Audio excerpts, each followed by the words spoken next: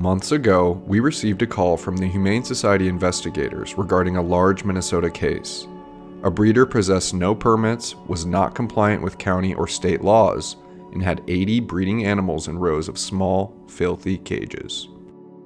The 80 animals included bobcat, lynx, wolves, fox, and other wildlife.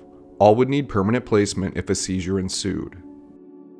From the first call, we committed to taking all 9 bobcats and 2 Canada lynx from the property. Our goal was to get them out of the breeding pool as fast as possible. We did not want them sold as pets. The first pictures we saw were heart-wrenching. Tiny, filthy cages. Only plastic dog loos for shelter, piles of meat, carcasses, and feces, and very skinny cats. And yet, sadly, none of this met the criteria for a cruelty case by state statute, so authorities moved forward with this as a contraband case. This meant giving the owner time to move or sell his cats to another breeder or game farm in order to come into compliance. After several site visits over several months, it was apparent the breeder was not going to adhere to removing the animals.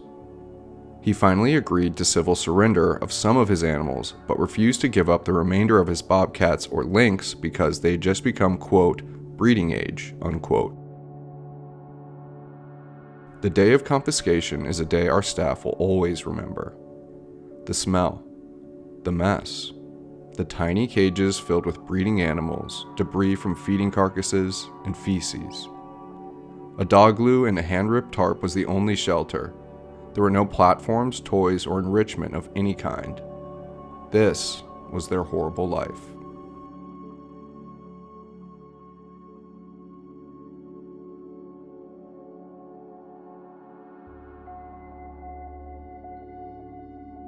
When we were first made aware of this rescue, there were 11 bobcats and 9 lynx reported, all of which we committed to when originally contacted.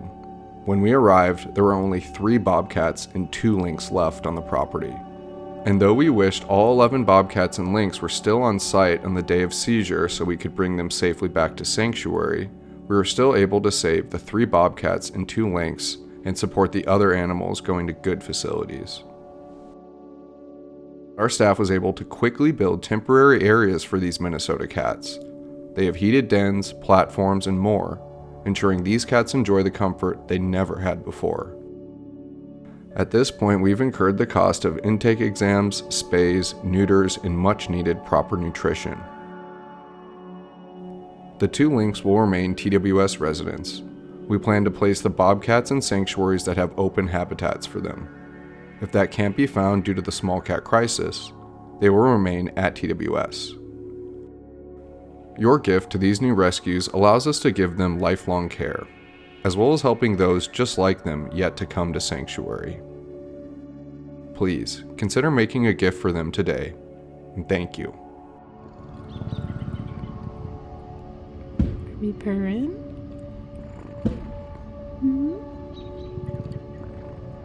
Yeah.